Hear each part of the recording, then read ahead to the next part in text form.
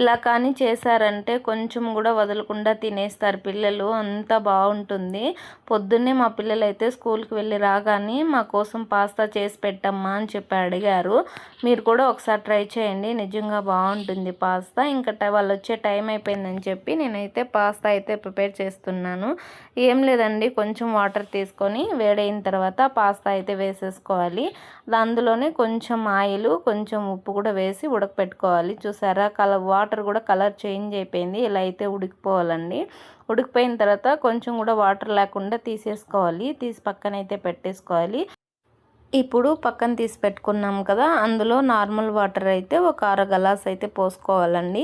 పోసుకుంటే మనకు పొడి పొడిగా అయితే వస్తుంది. చూసారా, ఎట్లయితే పోసి మనం పక్కనైతే పెట్టేసుకోవాలి.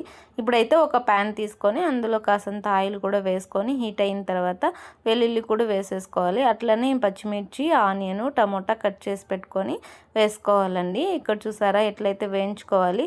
బాగా వేగిపోయిన తర్వాత మనం ఉడకపెట్టుకున్న పాస్తా కూడా వేసి దీంట్లో మిక్స్ చేసుకునేయాలి.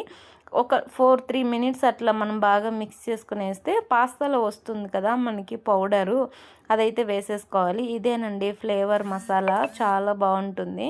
ఈ మసాలా వేస్తానే స్మెల్ అయితే చాలా బాగా వస్తుంది. అంత బాగుంది అయితే ఫ్లేవర్ అయితే. నిజంగానే నేనైతే ఇంత బాగుంటుంది ఫ్లేవర్ అనేది అనుకోలేదు. నిజంగా చాలా బాగుంటే చాలా బాగుంది. ఆ స్మెల్కే ఊరిళ్ళు వచ్చేస్తున్నాయి. అంత బాగుంది మసాలా ఫ్లేవర్ అయితే. ఇంక దించేసుకొని ఇంక సర్వ్ చేసుకొని తినేయడమే. ఇంక చూసారా, చాలా బాగుందండి. ఇంక పిల్లలు కూడా వచ్చేసారు. పిల్లలకైతే పెట్టేద్దామని చెప్పి ప్లేట్లలో కూడా పెట్టేశాను. ఫస్ట్ అయితే కొంచెం ఎలా ఉందని చెప్పి నేనైతే టేస్ట్ చేశాను. నిజంగా చాలా బాగుందండి ఫ్లేవరు.